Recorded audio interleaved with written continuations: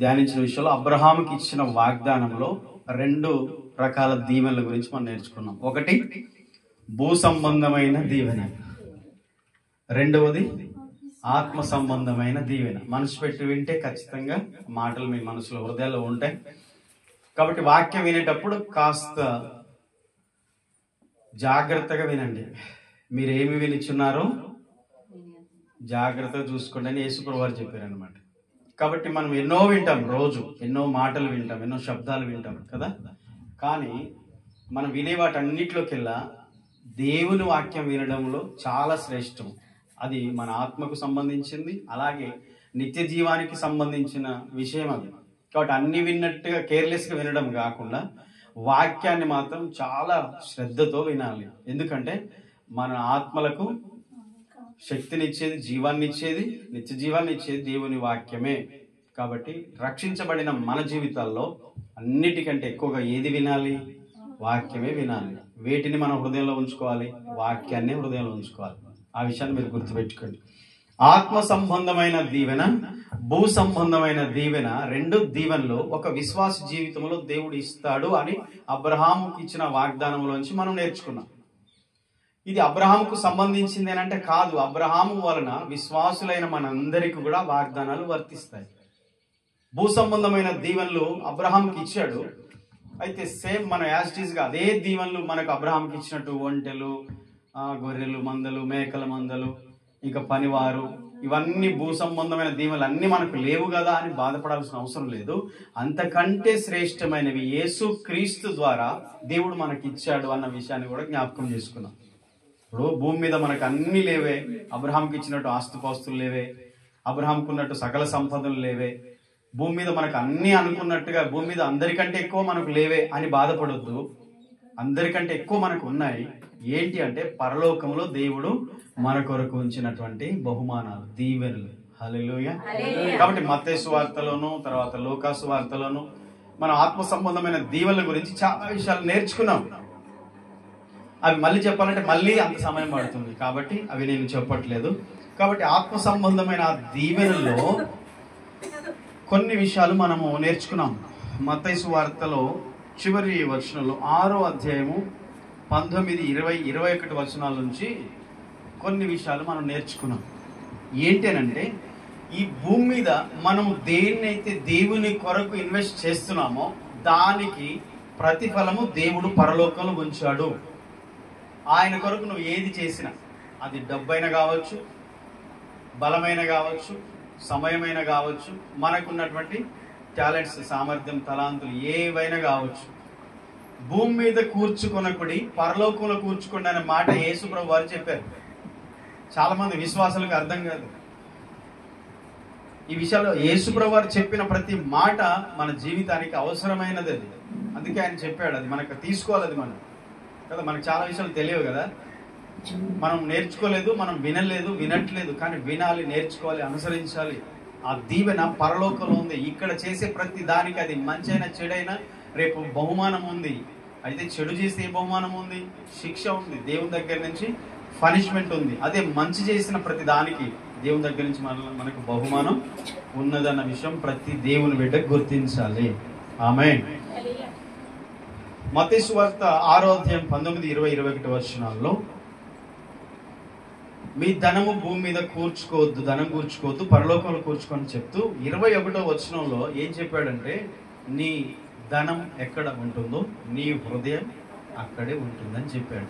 అంటే ఒకని హృదయం అది అతిగా దాచుకునే దానికే చెందుతుంది. ఒకని హృదయం దేనితో నింపబడుతుందో, ఆ హృదయం దేనితో నింపబడుతుందో దానికే ఆ వ్యక్తి హృదయం, లేకపోతే జీవితం దానికే చెందుతుంది. చివరికి దాని వశం అయిపోతాడు. ఇప్పుడు చెప్పండి, హృదయంలో ఏమి నింపుకుంటున్నామో దాని వశం అయిపోతామంట లాస్ట్కి మనం. అది ధనమా, పాపమా, లోకాశల, దేవునికి వ్యతిరేకమైనవా ఏవైనా కావచ్చు, వాటి వశం అయిపోతాం. కాబట్టి మీ హృదయము మంచి ధననిధిగా ఉండాలి. అంటే మంచి విషయాలు నింపుకోవాలి. మన హృదయంలో ఏమి నింపుకోవాలన్న దాన్ని మనము అర్థం చేసుకుంటే మనం చాలా జాగ్రత్త పడతాం. అందుకని ఆ విషయాన్ని మనం జ్ఞాపకం చేసుకోవాలి. ఆత్మ సంబంధమైన దీవెనలో ఇది ఒకటి చాలా ప్రత్యేకమైనది, శ్రేష్టమైనది. మీ హృదయంలో దేవుని ప్రేమను నింపుకుంటున్నారా? మీ హృదయంలో దేవుని వాక్యాన్ని నింపుకుంటున్నారా? మీ హృదయంలో మంచిని నింపుకుంటున్నారా? మీ హృదయంలో దేవునికి ఇష్టమైన దాన్ని మీరు కలిగి ఉంటున్నారా? అది ఆలోచనలతో సహా లెక్కించబడుతుంది. మనం చేసే పనులతో సహా, మనం చూసే చూపులు, మాటలతో సహా అది హృదయంకు సంబంధించింది అవుతుంది. కాబట్టి ఆ హృదయంలో ఏది నిండి ఉంటుందో దానికి మనం చెందుతాం చివరికి. అది హెచ్చరికగా మనం తీసుకోవాలి. అయితే పరలోక సంబంధమైన విషయాలు, మనం దేవుని విషయాలు మన హృదయంలో నింపుకున్నప్పుడు ఖచ్చితంగా మనం దేవునికి చెందిన వారం అవుతాం. ఆమేన్. అంతే కదా, దేన్ని మన హృదయంలో నింపుకుంటున్నామో దాని వశం మనం అయిపోతాం అన్న విషయాన్ని మనం తీసుకోవాలి. కొలస్సీ పత్రిక 3వ అధ్యాయము 5వ వచనంలో దీనికి సంబంధించిన ఒక వచనాన్ని మనం జ్ఞాపకం చేసుకుందాం. కొలస్సీ 3:5 ఒకసారి చదువుతారా? కావున భూమి మీదనున్న మీ అవయములను అనగా జారత్వము, అపవిత్రత, కామాతురత, దురాశ, విగ్రహారాధన అయిని అనిపించుకునే విగ్రహారాధనతో పోల్చబడిన ధనాపేక్షను చంపివేయండి. వాటి వలన ఏమవుతుంది? దేవుని ఉగ్రత అవిధేయుల మీదికి వచ్చును. చూడండి, మనమేమో ప్రస్తుతం ఉన్న దాని గురించి ఆలోచిస్తాం, కానీ ఒక విశ్వాసి భవిష్యత్ అంతా కూడా ఇప్పుడున్న జీవితం మీద ఆధారపడలేదు, పొందబోయే జీవితం మీద ఆధారపడి ఉంది. మనం ఇప్పుడు ఏం కాదులే అని కాంప్రమైజ్ అయిపోతాం, కానీ అసలు ముందున్న దాని గురించి మనం ఆలోచన చేయం. అందుకనే పరలోకం గురించి యేసుప్రభువారు బోధించిన ప్రతి సందర్భం కూడా మనకు రావాల్సిన ప్రతిది కూడా ముందున్నది. మత్తయి సువార్త 5వ అధ్యాయంలో కూడా మనం నేర్చుకున్నాం, మీరు ఇప్పుడు నా నామం నిమిత్తము మనుషులు మిమ్మల్ని నిందించి, హింసించి, అబద్ధముగా చెడ్డ మాటల్లో మీ మీద పలుకున్నప్పుడు మీరు ధన్యులు. ఎందుకు?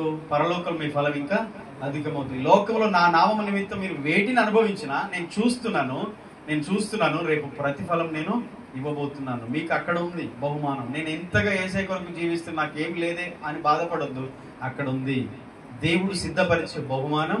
అది చాలా గొప్పది, హృదయానికి గోచరం కాదంట, మనకు గ్రహింపలేనివి దేవుని కార్యాలు. కాబట్టి ఇక్కడ చెప్పబడిన మాట ఏంటంటే, ఈ భూమి మీద మనము కొన్నిటిని చంపివేయాలి. పరలోకంలో నేను అక్కడ సంపాదించుకోవాలంటే ఇక్కడ నేను కొన్నిటిని పోగొట్టుకోవాలి.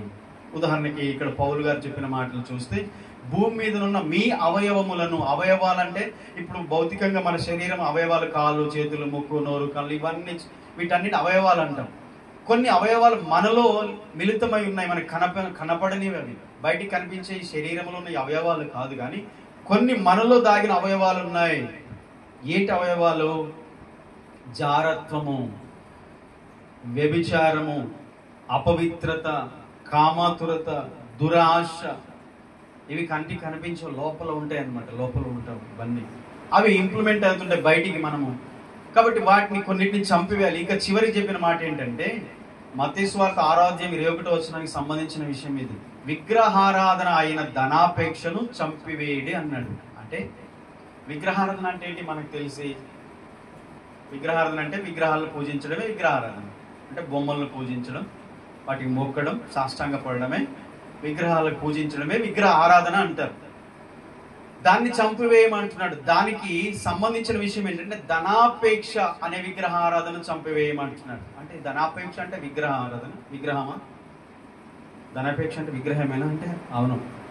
ఎలా విగ్రహం అవుతుంది అంటే, మనకు ఇక్కడ ధనాపేక్ష అన్న దానికి అర్థం ఏంటంటే లోభత్వం. ఈ లోభత్వము అనేది మన హృదయాన్ని కఠినపరిచే ఒక తత్వం. అది మన హృదయాన్ని కఠినం చేసుకోవడం అనమాట. అంటే దాన్ని ఇంగ్లీష్లో కూడా సెల్ఫిస్ట్ అంటారు, లేకపోతే స్వార్థపరుడు అని కూడా తెలుగులో దాని అర్థం ఉంటుంది. అంటే దాన్ని మనల్ని మనమే పూజించుకోవడం, మనల్ని మనమే ప్రేమించుకోవడం, లేకపోతే మనలో ఉన్న వాటిని మనము ప్రేమించడం.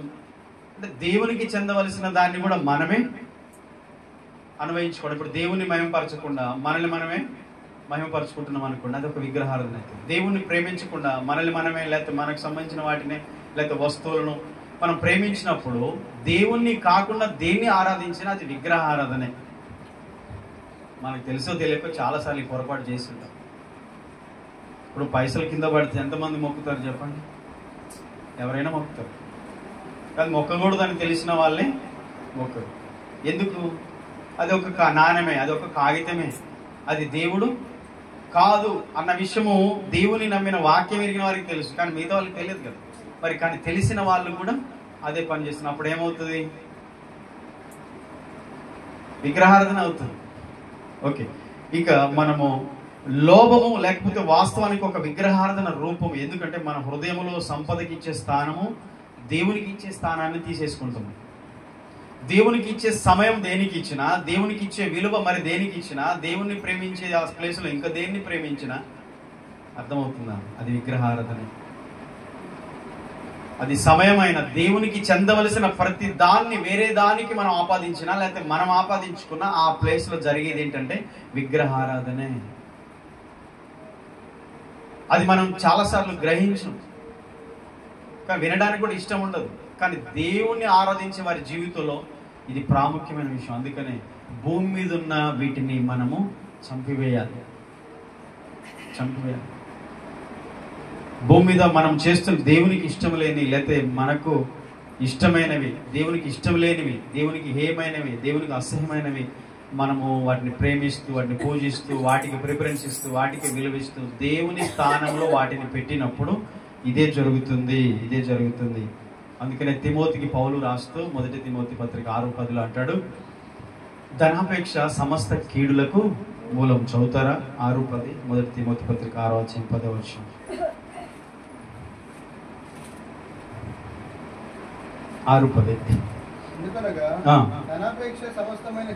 చాలా జాగ్రత్త వినాలి.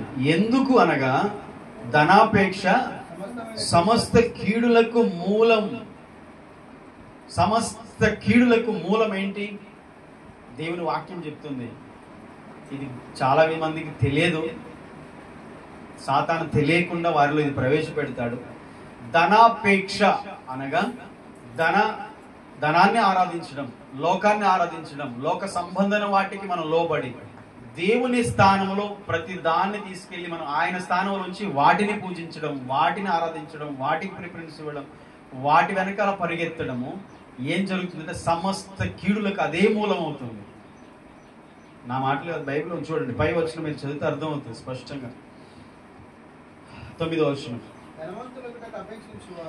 ధనవంతులగుటకు ఆపేక్ష అనగా ఇచ్చ, కోరిక. ఆ కోరిక ఆపేక్ష కాదు, దేవుడు మనకి ఇస్తాడు. అబ్రహాము నుంచి మనం నేర్చుకుంటున్నాం. అబ్రహాము జీవితం నుంచి దేవుడు మనం దేవుణ్ణి అబ్రహాము వలె మనం విశ్వాసంతో వెంబడిస్తున్నప్పుడు దేవుడు సంతృప్తికరమైన జీవితాన్ని మనకి ఇస్తాడు. మనకు వాగ్దానాలు ఉన్నాయి, దేవుడు మనల్ని ఆశీర్వదిస్తాడు, తృప్తిగా మనల్ని నడిపిస్తాడు. కానీ ఆపేక్ష, లోకాపేక్ష, ధనాపేక్ష, కోరిక ఉండదు. దేవుణ్ణి ప్రేమించాలని ఆపేక్ష ఉండాలి. దేవుణ్ణి మనం ఆపేక్షించాలి, దేవుణ్ణి మనం కోరుకోవాలి, దేవుని వెనకాల పరిగెత్తాలి, దేవుణ్ణే ఆరాధించాలి, దేవుణ్ణే పూజించాలి, దేవుణ్ణి అన్నిటికంటే హైలైట్ చేయాలి. అది కాకుండా చేసే ప్రతిది కూడా ధనాపేక్ష, ధనవంతులగుటకు అపేక్షించువారు నెంబర్ 1 శోధనలో పడతారు. గుర్తుపెట్టుకోండి, రాసి పెట్టుకోండి. బైబిల్లో దేవుడు, పరిశుద్ధాత్మ దేవుడు రాయించిన మాటలు ఇవి. మన హృదయము ఎక్కడ ఉంటుందంటే మనము దేన్ని వెనకాల పరిగెత్తుతున్నామో, దేన్ని మనము స్టోర్ చేసుకుంటున్నామో, దేన్ని మన హృదయంలో నింపుకుంటున్నామో అక్కడే మన హృదయం ఉంటుంది. మత్తయి 6:21, నీ ధనం ఎక్కడుండునో నీ హృదయం అక్కడే ఉండును. ధనం అన్న పదములో సమస్తం వస్తాయి. అందులో ధనం, అపేక్ష, ధన వెనకాల పరిగెత్తితే పాపం ఉంటుంది, స్వార్థం ఉంటుంది, లోభత్వం ఉంటుంది, కామము, వ్యభిచారము, లోక సంబంధమైన సమస్త పాపాలు ధనములో మిళితమై ఉంటాయి. అందుకని వాటి వెనకాల పరిగెత్తదు. అవి మన వెనకాల పరిగెత్తాలి. మనం దేవుని వెనకాల పరిగెత్తాలి, అవన్నీ మన వెనకాల పరిగెత్తాలి. ఆమేన్. ఈ సూత్రం దేవుని పిల్లలకి మాత్రమే, దయచేసి అర్థం చేసుకోండి. మొదటిది, శోధనలో పడతారు. ధనవంతులగుటకు ఆపేక్షించువారు అనగా ధనాపేక్ష కలిగిన వారు. ధనాపేక్ష అనగా విగ్రహారాధన అని అర్థం. కొలసి 3:5 అదే ఉంది కదా. ధనాపేక్ష అయిన విగ్రహారాధన చంపివేయండి అన్నాడు. అంటే ఏంటి? ఆ ధనాపేక్ష విగ్రహారాధనతో సమానం. అది దేవుణ్ణి కాకుండా వేరే దాన్ని, లోకాన్ని, ధనాన్ని ప్రేమించినట్టు చేస్తుంది. అలా చేస్తున్నప్పుడు దేవుని ఆరాధించాల్సిన దేవుని బిడ్డలు, దేవుని కాకుండా వేరే దాన్ని ప్రేమిస్తూ దాని వెనకాల పరిగెత్తి లోకములో జరిగే ప్రమాదాల్లో మొదటిది ఎక్కువ శోధనలో పడతారు. రెండవది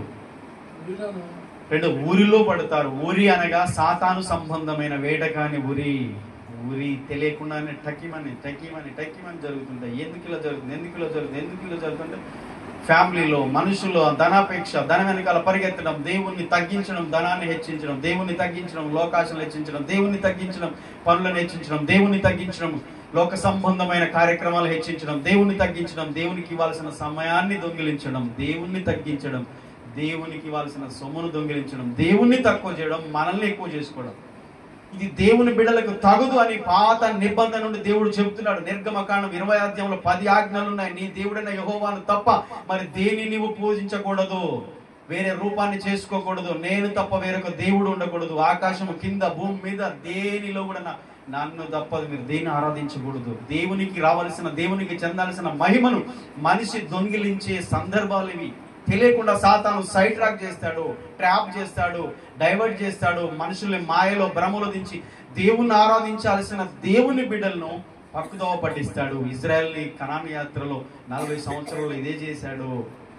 కనానికి వెళ్లాల్సిన ఇజ్రాయెల్ ఐగుప్తు నుంచి బయలుదేరిన 40 సంవత్సరాల్లో విగ్రహారాధన వైపు, అల్లరితో కూడిన ఆటల వైపు, వ్యభిచారం వైపు, తాగుడు వైపు, తిండి వైపు, రకరకాల పాపాల వైపు ప్రజల్ని మోయాబు మైదానంలో ప్రజల్ని ఆకర్షితులు చేసి చివరికి ప్రజలను దేవునికి కోపం పుట్టించడం చేశాడు. తన బిడ్డలను తన చేతనే, దేవుని చేతనే చంపించినట్టు చేశాడు సాతాను.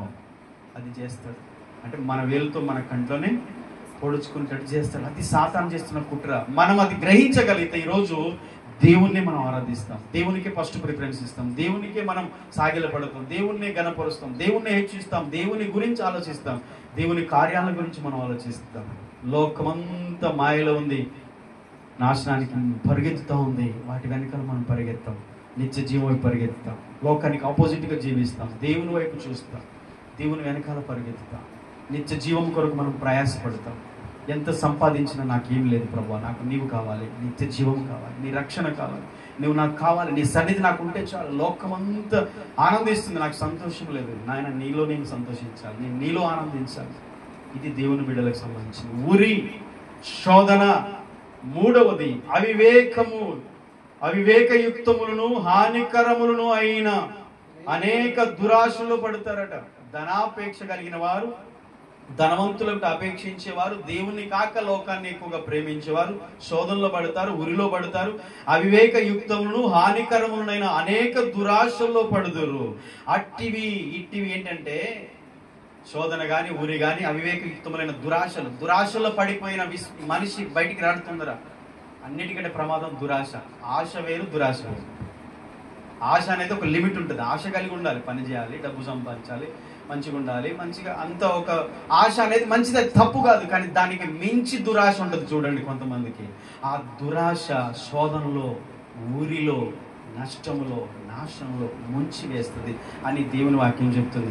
అట్టివి మనుషులను నష్టములోను, నాశనములోను ముంచి వేస్తాయి. ఎందుకనగా ధనాపేక్ష సమస్త కీడులకు మూలం అదే. అందుకనే మన హృదయంలో, మన జీవితంలో ఫస్ట్ ప్రయారిటీ, మొట్టమొదటి ప్లేస్లో ప్రభు ఉండాలి. ఆమేన్. ఆ తర్వాతనే మన పని, ఆ తర్వాతనే మన ఆలోచన, మన కుటుంబం, ఆ తర్వాత మనకు కావాల్సిన ప్రతిదీ కూడా. ముందు ఆయన పాదాల చెంత, ముందు ఆయన్ని ప్రేమించడం, ముందు ఆయన ఆరాధించడం, ముందు ఆయన్ని ఘనపరచడం, ఆయన వెనకాల పరిగెత్తడం, ఆయన్ని ఆపేక్షించడం, ఆయన కొరకు నేను ఏం చేయాలి, నేనేమి ఇవ్వాలి, నేనేం చేయగలను, నా దేవుని కొరకు నేను బ్రతకాలన్న ఆశ, అది ఎప్పటికైనా మనకు మేలును తీసుకొస్తుంది. సాతాను తలపెట్టే ప్రతి కీడును దేవుణ్ణి వెనకాల పరిగెత్తే మనకు ఆశీర్వాదకరంగా మారుస్తుంది. అదే దేవుణ్ణి పక్కన పెట్టి మనం లోకం వైపు పరిగెత్తుతున్నప్పుడు సాతాను చేయాల్సిన ప్రతిదీ కూడా మన కుటుంబాలు, మన జీవితాలు చేస్తూ ఉంటారు. అందుకనే యేసుప్రభువు వారు చెప్పిన మాట అంత ఈజీగా తీసిలేదు. సువార్తలో చెప్పబడిన మాటలే పరలోకం సంబంధించిన ఉపమానాలతో కూడినవి ఎన్నో మాటలు ఆయన చెప్పాడు. అబ్రహాముకి ఇచ్చింది భూ సంబంధమైన దీవెనే, ఈరోజు నీకు నాకు ఇచ్చింది పర సంబంధమైన దీవెనలు. మీరు నన్ను ప్రేమించండి, నా వెనకాల పరిగెత్తండి, నా వైపు చూడండి, నాగటి మెచ్చేబెట్టి వెనక తట్టు తిరగకండి. అలా తిరిగితే మీరు నా రాజ్యానికి పాత్రులు కారు. ఎందుకు ఇవన్నీ చెప్పాడు? మనం దేవుని వైపే చూడాలనే ఆలోచనతో. ఆమేన్, హల్లెలూయా. కాబట్టి మనము ఈరోజు చేయాల్సిన పని అది, మన హృదయము జాగ్రత్త కాపాడుకోవాలి. దయచేసి మళ్ళీ చెప్తున్నాను, బయటికి వెళ్తే చాలు, మందిరం దాటి గడవ దాటి మీరు లోకంలో వెళ్తే మీ చుట్టూన్న ప్రజల మధ్యలో మీరు తప్పిపోయే అవకాశాలు చాలా ఉన్నాయి. మీరు కూర్చునే వాళ్ళతో, మీరు మాట్లాడే వాళ్ళతో, మీరు పనిచేసే వాళ్ళతో, మీ పరిశుద్ధత, మీ భక్తి, మీ దేవుని ప్రేమ, దేవుళ్ళు మీకున్నటువంటి అది వాళ్ళ మీద పడాలి తప్ప వారిదంతా మీ మీద పడకూడదు. అలా పడకుండా మీరు కాపాడుకోవాలి. ఆమేన్. అలా కాపాడుకుంటేనే ప్రభువు రాకడ వరకు ఈ లోకంలో ఆయన కొరకు మీరు బ్రతకగలుగుతారు, సాక్షులు ఉంటారు. లేదంటే అనేకులు చూస్తున్నాం తప్పిపోతున్నారు, మీరు తప్పిపోయే ప్రమాదం ఉంటుంది. కాబట్టి మనం జాగ్రత్త పడాలి. అబ్రహాంకు దేవుడు ఈ వాగ్దానం ఇచ్చాడు, నిన్ను దీవించు వారిని దీవిస్తాను, నిన్ను శపించు వారిని శపిస్తాను అన్నాడు. అంటే ఆ వాగ్దానం మనకు కూడా చెందుతుంది. గొప్ప జనంగా చేస్తాను, నీ పేరును గొప్ప చేస్తాను, నిన్ను దీవిస్తానని చెప్పిన దేవుడే నిన్ను ఆశీర్వదిస్తానని కూడా చెప్పాడు. ఇప్పుడు ఆదికాండము 1 వచనం చదవండి, 12వ అధ్యాయంలో స్పష్టంగా మాట.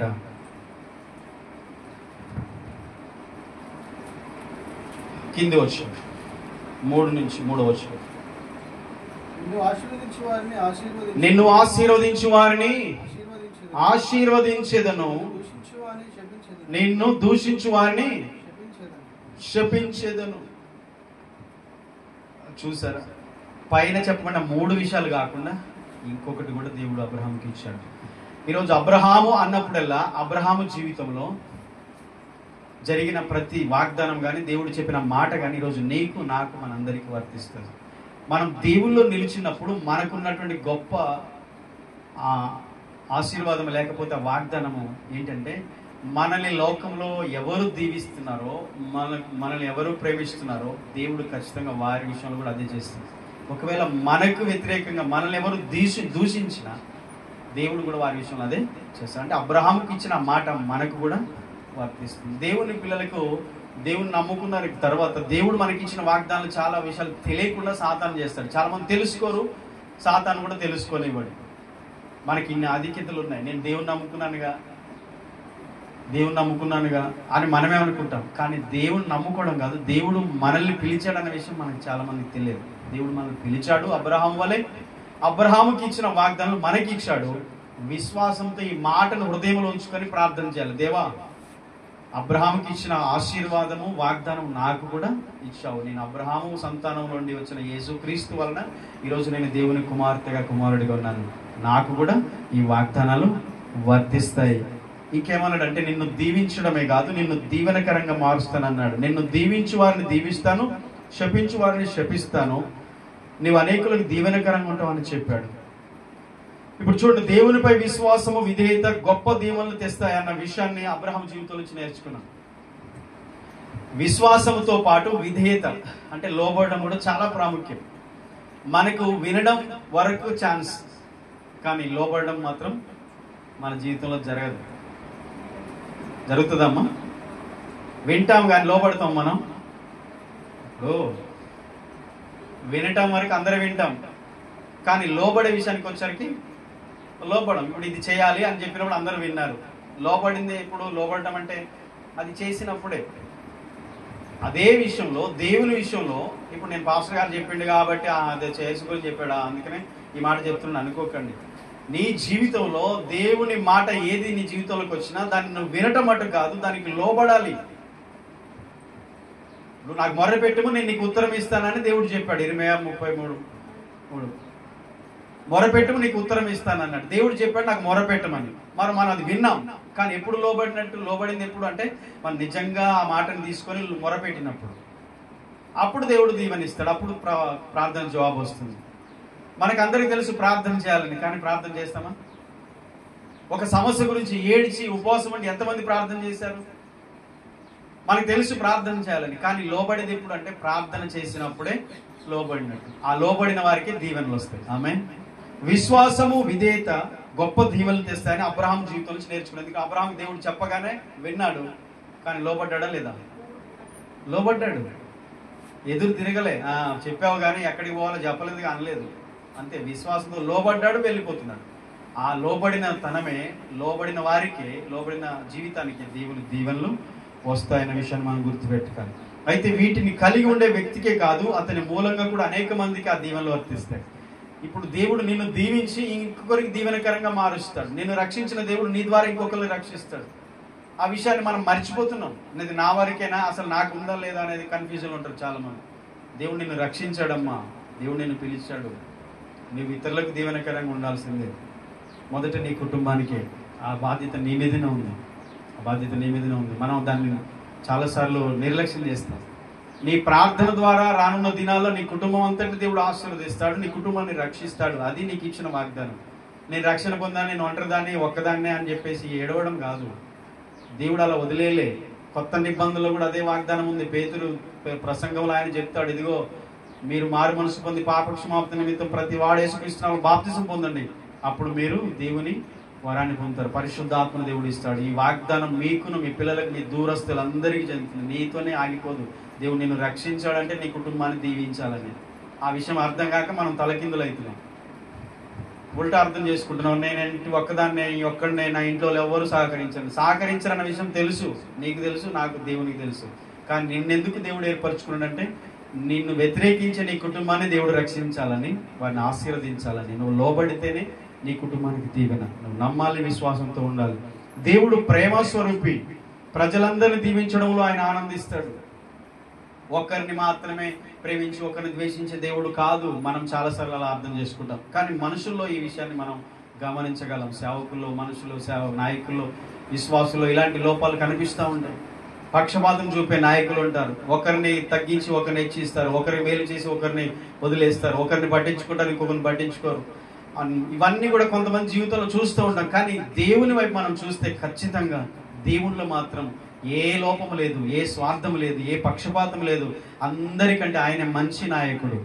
ఈ భూమి మీద ఉన్న నాయకులు, సేవకులు నమ్మడం కంటే దేవుని నమ్మడం చాలా ఉత్తమం. ఎందుకంటే అందరికంటే ఉన్నతమైన, ఉత్తమమైన, శ్రేష్టమైన, స్వార్థం లేని నిస్వార్థంతో ఉన్న నాయకుడు ఆయనే.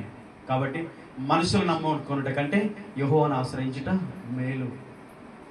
రాజులు నమ్ముకున్నట కంటే యెహోవాను ఆశ్రయించుట మేలు.